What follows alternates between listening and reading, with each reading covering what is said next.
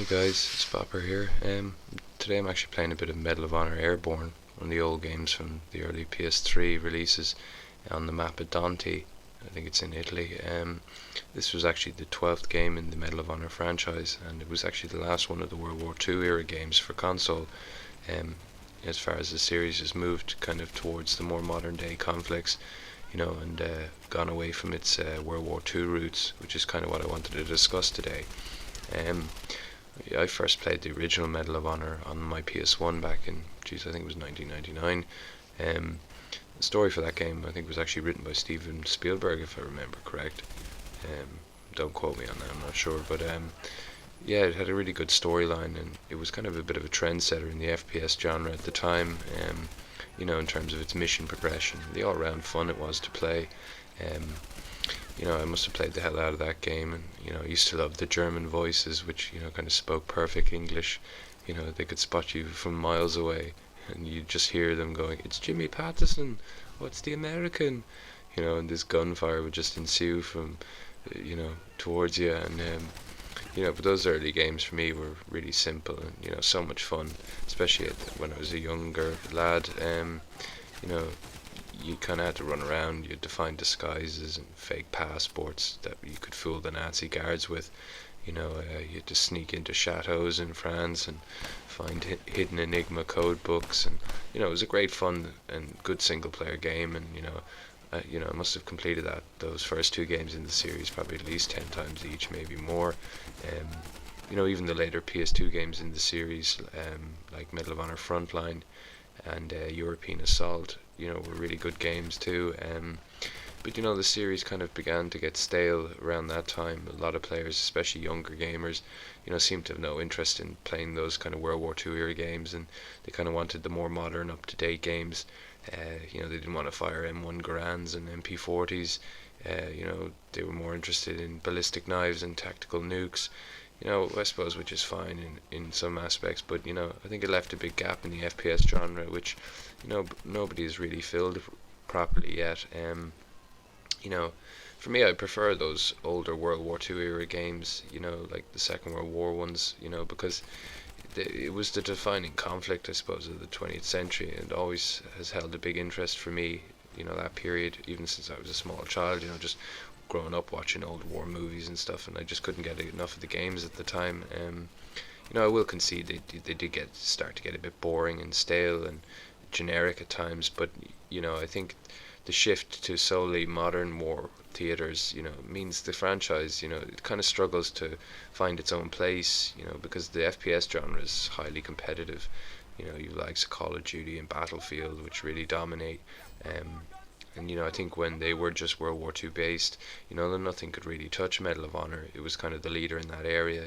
Even Call of Duty tried to make some World War II era titles on the PS2, like Big Red 1, and I played it and it was awful. It's actually, I think, the only Call of Duty game I've ever played. I think I played a couple of games of COD 4. That's probably it. I probably never will again. But I'd really like to see, the return to those kind of World War II era games, or maybe even a Vietnam era game for the Medal of Honor series.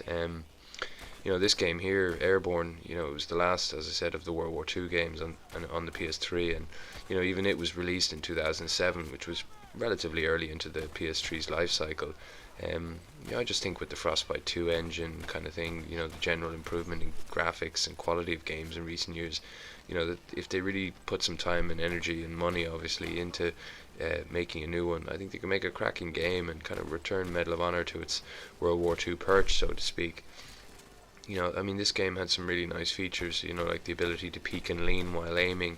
It was a bit clunky, but if the creases were ironed out, it could be a really good feature. I'd really like to see something like that in Battlefield 3. Allows you to duck and take cover without needing prone and stuff like that. It also had that kind of the ability to hold your breath when you're using a sniper rifle, which kind of was implemented later in Battlefield 3. The maps in this game were really nice, quite good fun to play. Some of them were really pretty. The AI was kind of crap as usual. It was kind of like PS2 AI on a PS3, but those things are easily fixed nowadays by a developer who spends a little bit of time and effort. But I'd really like to see them make another crack at it. I know Warfighter's coming out, and that's going to be a modern based one, but just maybe one more title after that. Stick it on a World War II era would be really good. I mean, there was a lot of things they never covered in the World War II games. Battle of Stalingrad, I don't think they hardly touched on. Kursk, the Ardennes campaign, you know, lots of different things. France, I mean, they only skimmed the surface of what could be done. They did a bit in Rising Sun on the Japanese kind of side of things, but even that they only just skimmed the surface. They never really did anything with tank warfare or even aerial combat. I think there was a game released on the PC, or maybe it never seen the light of day. I'm not quite sure, but if you could just imagine, a World War II game with the latest graphics, 24 players, maybe more on PC, obviously, fighting over some bridgehead in Holland or on a beach in France, I mean, I think that shit would be pretty epic in my opinion. This game here, it felt a bit rushed in places. It kind of felt like it was a bit of a test ground for future EA titles, but it was still fun to play, and the graphics were quite good for, as I said, an early PS3 release. I just want to see a World War II game, in 1080p with some awesome sound weapons and some great soundtrack, and a really good multiplayer with vehicles, and it kind of like what 1943, but even well more advanced, proper game, not just a kind of expansion type feel. I do jump on 1943 every now and then just to kind of get my fix of online World War II, but that game it had a lot of issues too, so I'd really just like to see them give it one more crack, and at least just for me anyway. And a couple of other old guys out there. You know, that's about it, guys. I just wonder what you guys think. Are any of you interested in seeing Medal of Honor go back to those World War II games, at least for one more title, as I said? See can they bring back a bit of the magic, and maybe try and reimagine the whole World War II era, and because a lot of games, I mean, they people say it's oh, it's always just the Allies against the Nazis, and it gets boring. But I mean, what's Battlefield and Call of Duty? It seems to always be America against Russia. I mean, the Cold War's been over for what 25, 30 years now, more. So it's not like these games are really setting any new trends.